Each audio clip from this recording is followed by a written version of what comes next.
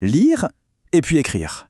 On a souvent l'impression que ce sont deux étapes bien distinctes, qu'on apprend l'une après l'autre. Mais et si cette séparation était en fait un frein? On va explorer une idée toute simple, mais vraiment puissante, et si le secret, c'était de les aborder comme les deux faces d'une même pièce. En général, comment est-ce qu'on voit les choses? La lecture, c'est le décodage. On déchiffre les symboles sur la page. Et l'écriture, c'est l'inverse. On encode nos pensées en symboles. Logiquement, ça a mené à un enseignement séquentiel. D'abord, on apprend à lire, et puis bien plus tard, on se met sérieusement à l'écriture. On peut imaginer ça comme un voyage entre deux îles. D'un côté, il y a l'île de la lecture, et de l'autre, l'île de l'écriture. Et le parcours classique, c'est de demander aux apprentis de devenir des experts de la première île avant même de leur montrer la carte pour aller sur la seconde. Le problème, c'est que le fossé entre les deux peut devenir immense, presque infranchissable.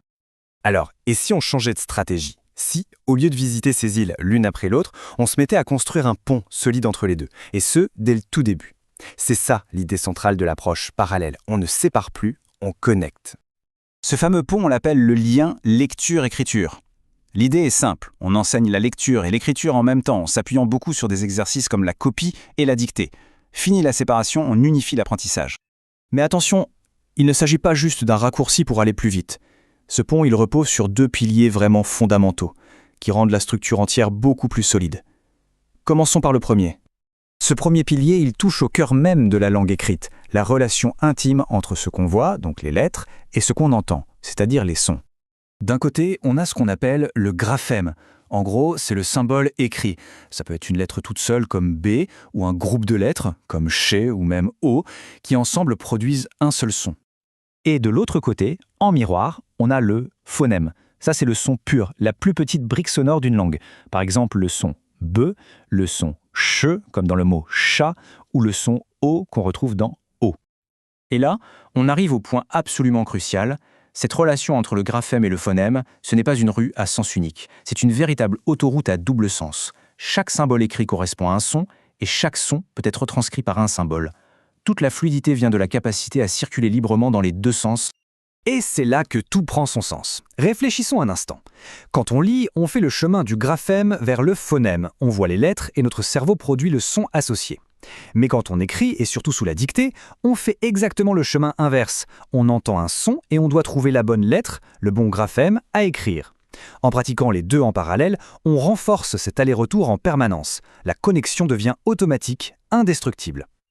Ok, passons au deuxième pilier. Celui-ci est un peu différent. Il s'intéresse à la façon dont notre cerveau enregistre la photo d'un mot pour pouvoir le reconnaître et l'écrire correctement sans même y penser. On parle ici de mémorisation orthographique. C'est cette espèce de magie qui fait qu'on sait que le mot « maison » s'écrit comme ça, sans avoir à épeler M-A-I-S-O-N à chaque fois. C'est comme si on se constituait un dictionnaire mental, mais avec des images de mots. Alors comment est-ce qu'on crée cette mémoire? C'est un processus qui fait appel à plusieurs sens. D'abord, l'œil voit la forme du mot en lisant. Ensuite, l'oreille entend le son qui correspond à cette forme. Et finalement, l'étape la plus importante, la main écrit le mot. Elle trace sa forme.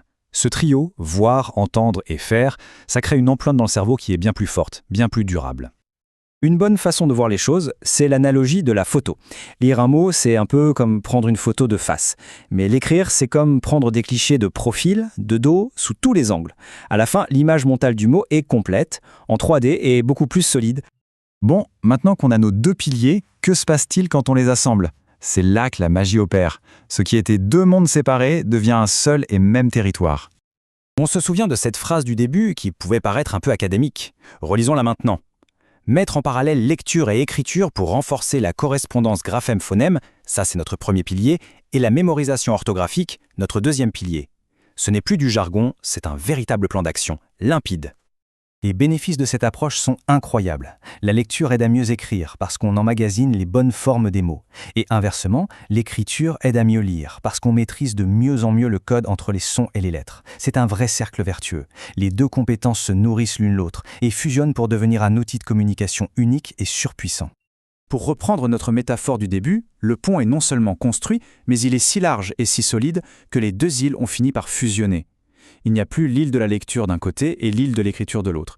Il y a maintenant le grand continent de la maîtrise de la langue, un territoire unifié où l'on peut se balader librement, avec aisance et confiance. Tout ça nous laisse avec une dernière réflexion, une question assez fascinante. Combien d'autres ponts de ce genre, des connexions qui semblent évidentes une fois qu'on les voit, attendent simplement d'être construits dans le monde de l'apprentissage? Parfois, les solutions les plus profondes sont juste là, sous nos yeux, dans les liens qu'on n'a pas encore pensé à tisser.